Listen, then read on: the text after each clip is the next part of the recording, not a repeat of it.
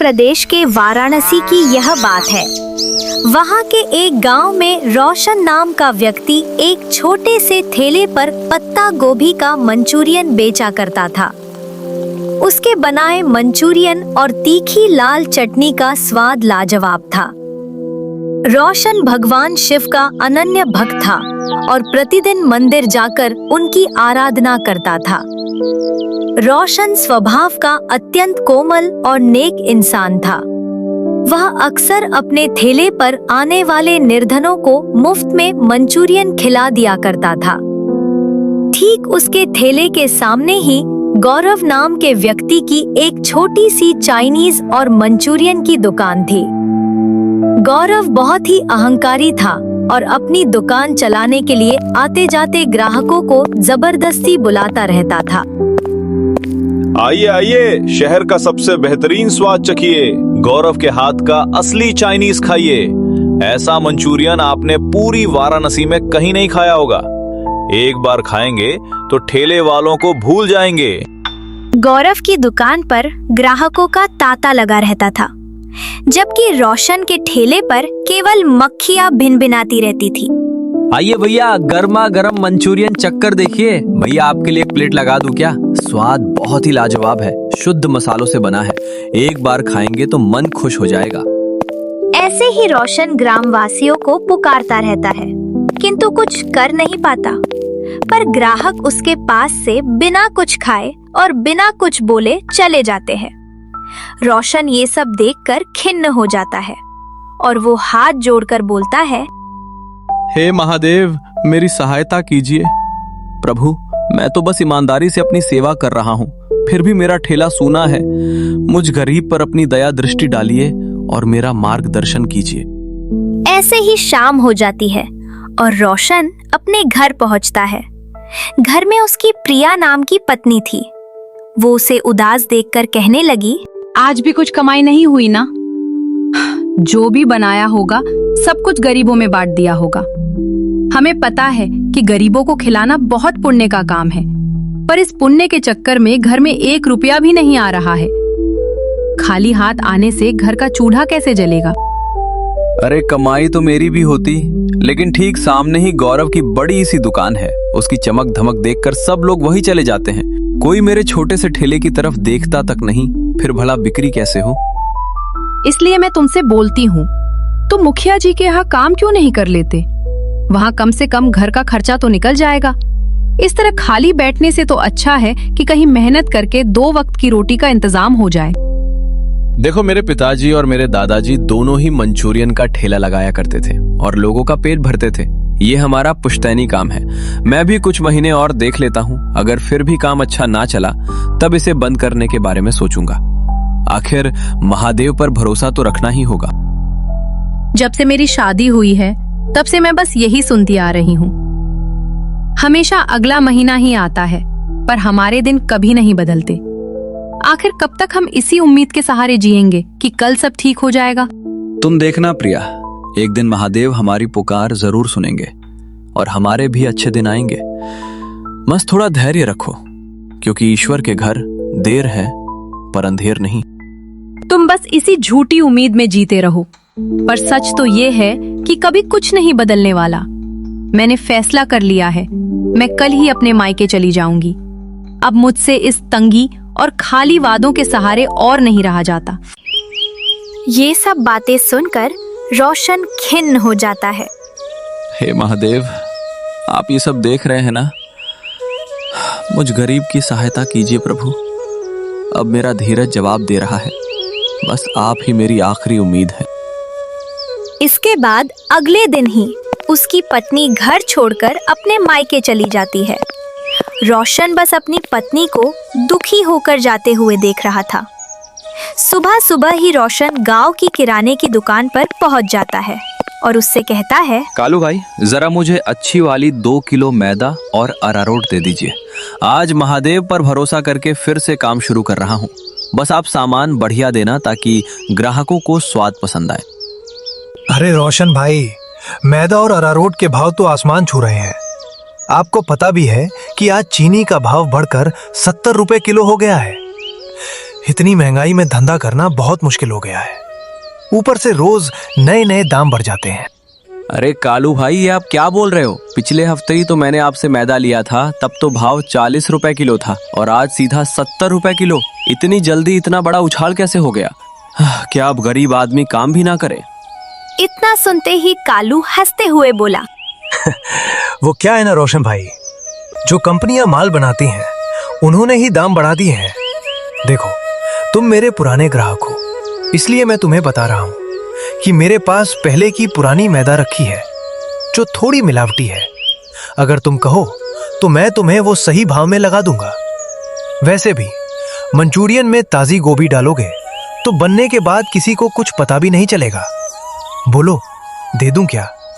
तुम्हारा भी फायदा हो जाएगा। नहीं नहीं भाई, मेरे ग्राहक मेरे लिए भगवान की तरह है, इसलिए मैं उनके साथ धोखा नहीं कर सकता।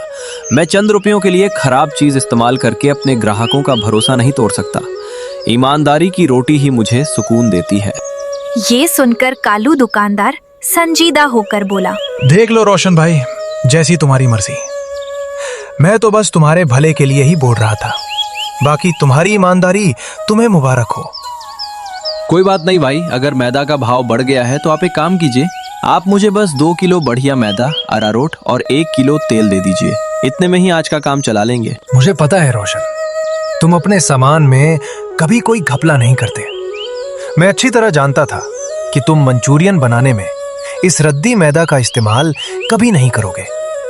लेकिन भाई, अगर व्यापार में थोड़ा मुनाफा नहीं कमाओगे तो इस महंगाई में अपना घर कैसे चलाओगे? आखिर पेट भी तो पालना है।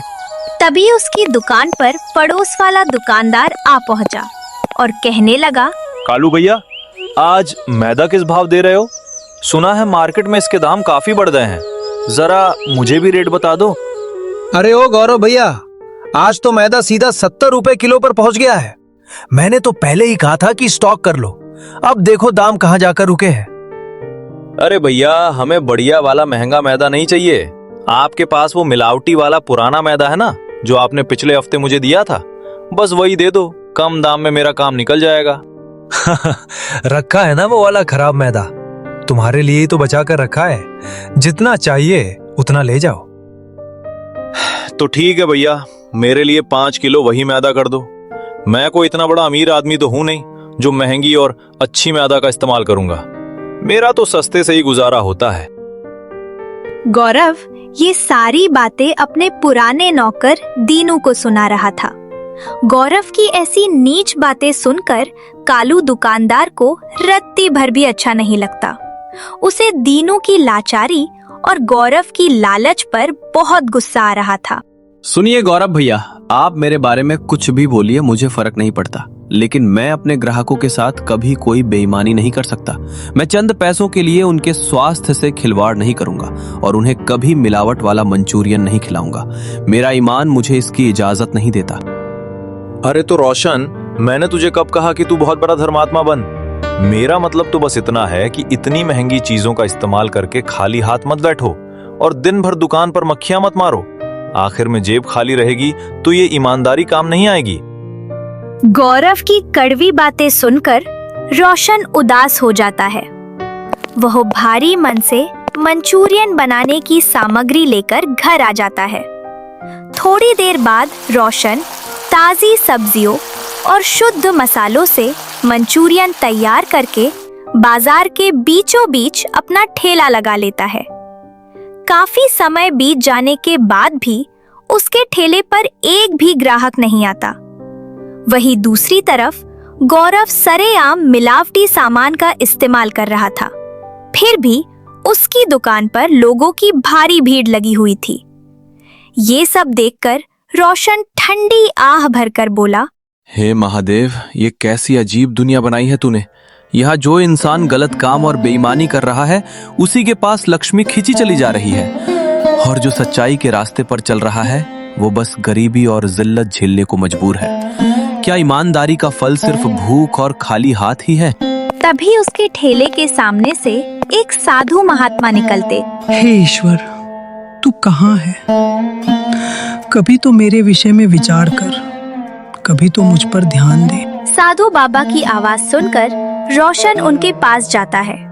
बेटा, तुम्हें क्या हुआ है? तुम रोते हुए ईश्वर को क्यों पुकार रहे हो?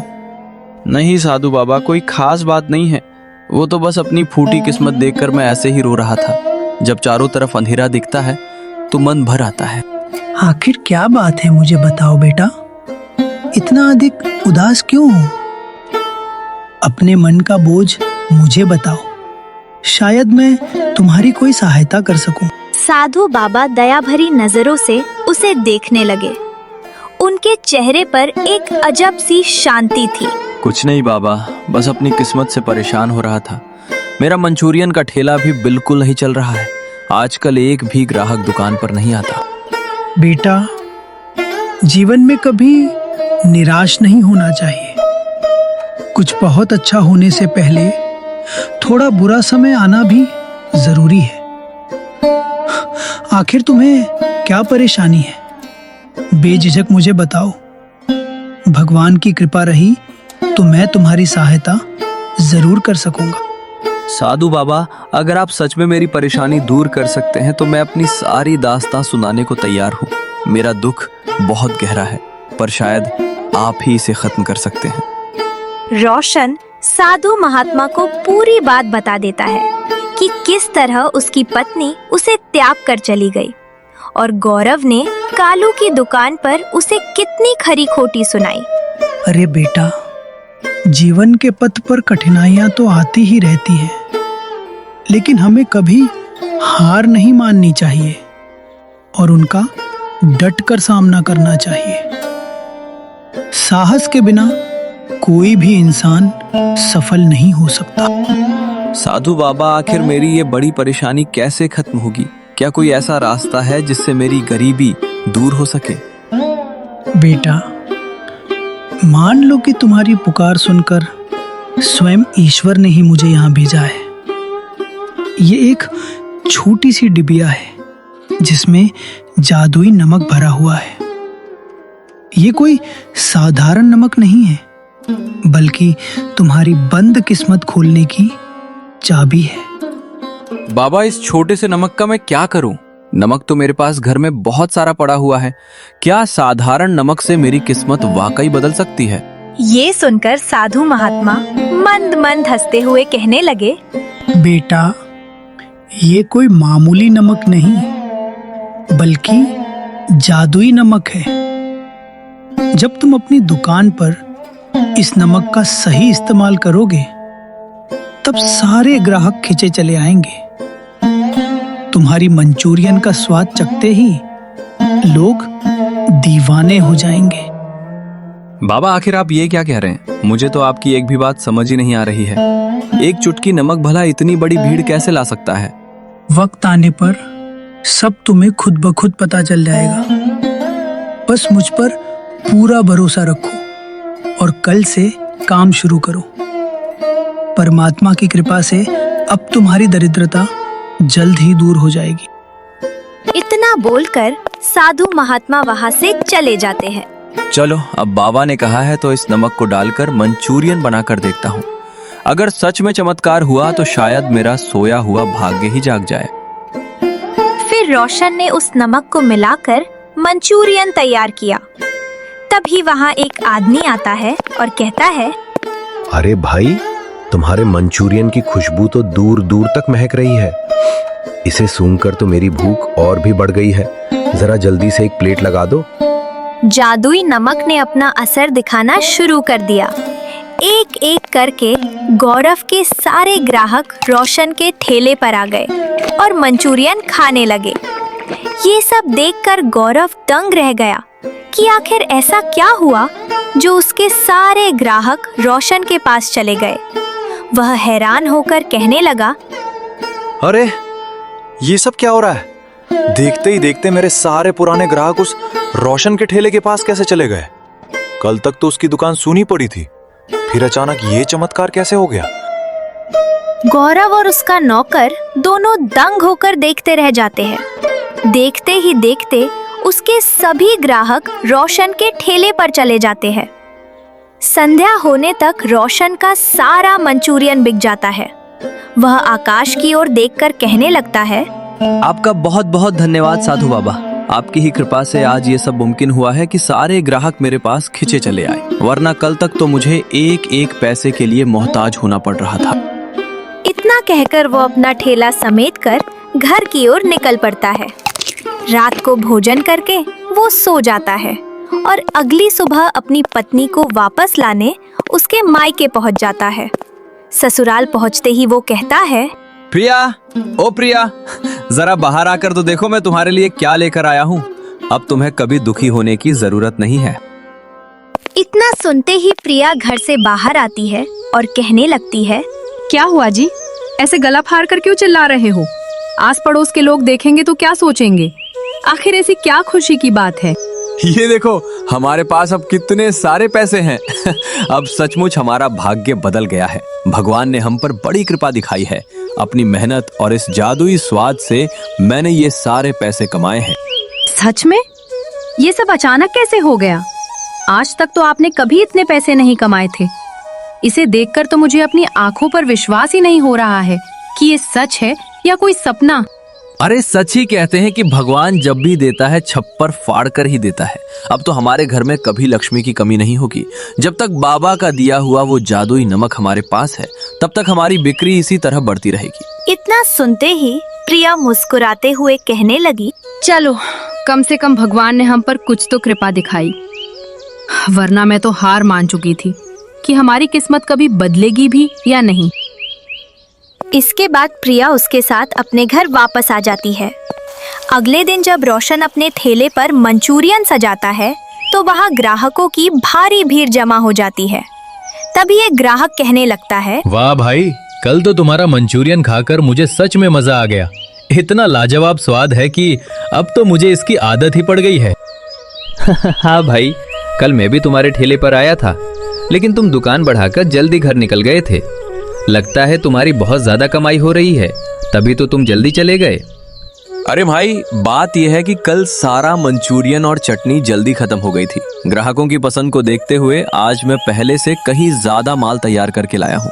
रोशन का काम बहुत अच्छा चल रहा था, लेकिन गौरव की दुकान पर एक भी ग्राहक नहीं था।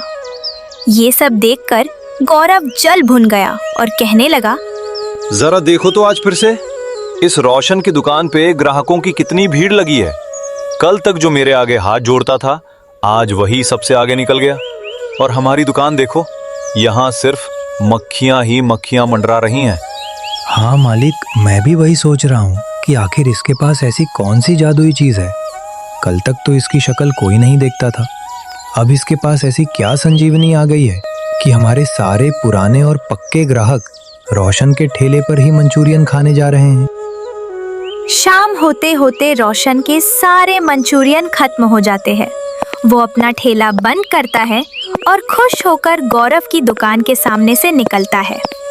उसकी आंखों में आज एक नई चमक और विश्वास दिख रहा था। उसे देखकर गौरव को बहुत जलन होने लगी, क्योंकि उसकी अपनी दुकान खाली पड़ी थी। फिर रोशन कालू की दुकान पर पहुंचता है और कहता है, अरे ओ कालू, जरा मुझे 10 किलो मैदा तो देना, लेकिन ध्यान रहे कि वो अच्छी क्वालिटी का हो, मिलावट वाला सामान मत देना। लगता है रोशन, तुम्हारा मंचूरियन का काम कुछ ज्यादा ही अच्छा चल रहा है। तभी तो आज तुम मुझसे 10 किलो मैदा लेने आए हो, और वो भी बढ़िया क्वालिटी वाला। कालू भाई साहब, ये सब तो बस भगवान की कृपा है। उनकी दया से आज मेरी मेहनत रंग लाई है और दुकान पर ग्राहकों की बरकत बनी हुई है। गौरव और उसका नौकर ये सब बातें सुन लेता है। वो हैरान रह गया कि रोशन अब एक साथ इतना सारा सामान खरीद रहा है। अरे रामू, जरा पता तो लगा कि इस रोशन के पास ऐसी कौन सी जादुई चीज है। आखिर पिछले 5-6 दिनों में ऐसा क्या हो गया कि उसके ठेले पर ग्राहकों का तांता लगा हुआ है। मालिक, मुझे भी समझ नहीं आ रहा कि जो इंसान पूरे दिन ठेले पर बैठकर सिर्फ मक्खियां ही मक्खियां मारता था, आज वो अकेले ही 10 किलो मैदा के मंचूरियन बनाएगा। आखिर इसके हाथ ऐसा कौन सा गुप्त खजाना लग गया है जो अब इसके ठेले पर दिन रात ग्राहकों की भारी भीड़ ही भीड़ लगी रहती है। अगले दिन जब गौरव का नौकर रोशन के घर जाकर देखता है तो उसे जादुई नमक के विषय में पता चल जाता है। फिर वह तुरंत गौरव के पास पहुंचता है और उसे पूरी बात बता देता है। रात्रि को गौरव उसके घर आता है और अब वह जादुई नमक खोजने लगता है। अरे कहाँ है वो जादुई नमक जिसके बारे में तू बता रहा था? जल्दी ढूंढ इसे, जल्दी कर। इससे पहले कि कोई जाग जाए, हमें वो जादुई पुड़िया यहाँ से लेकर गायब होना होगा। पर इन दोनों को ये खबर नहीं होती कि रोशन छिपकर इन दोनों को देख रहा है। ये देखो, आखिर मिल ही गया मुझे जादुई नमक। चल रामू, अब यहाँ से फौरन निकल। पकड़े गए तो सारी मेहनत बेकार हो जाएगी और हम बड़ी मुसीबत में फंस सकते हैं। फिर दोनों वहां से उस नमक के डिब्बे को लेकर निकल जाते हैं। पर रोशन ये सब ओट में होकर देख रहा था। उसे अब साधु बाबा के वचनों पर पूर्ण विश्वास हो गया था कि उनका दिया हुआ नमक सच में चमत्कारी है। अब आएगा असली मजा। साधु बाबा ने बिल्कुल सही कहा था कि जो भी लालची व्यक्ति इस नमक का गलत इस्तेमाल करेगा, उसका असर तुरंत उल्टा हो जाएगा। देखते हैं अब गौरव का अहंकार और लालच उसे किस मुसीबत में डालता है। अगले दिन जब गौरव उस जादुई नमक से मंचूरियन तैयार करता है तो उसके सारे मंचूरियन झुलस जाते हैं और जलकर काले पड़ जाते हैं। यह दृश्य देखकर गौरव कहता है, अरे ये तूने आज मुझसे क्या उल्टा पुल्टा मिलवा दिया। मेरी सारी मंचूरियन जलकर पूरी तरह बर्बाद हो गई। तेरी इस बेवकूफी की वजह से आज मुझे हजारों का नुकसान सहना पड़ रहा है। अब इन जले हुए टुकड़ों का मैं क्या करूं? वो सारा दोष नौकर पर लगा देता है। ये सब तमाशा देखकर दूर खड़ा रोशन उन दोनों की मूर्खता पर हंस रहा था। इस कहानी से हमें यह अनमोल सीख प्राप्त होती है कि हमें सदैव सत्य और ईमानदारी के मार्ग पर चलना चाहिए, क्योंकि छल कपट का परिणाम हमेशा बुरा ही होता है। हमारी यह कहानी यहीं पर समाप्त होती है।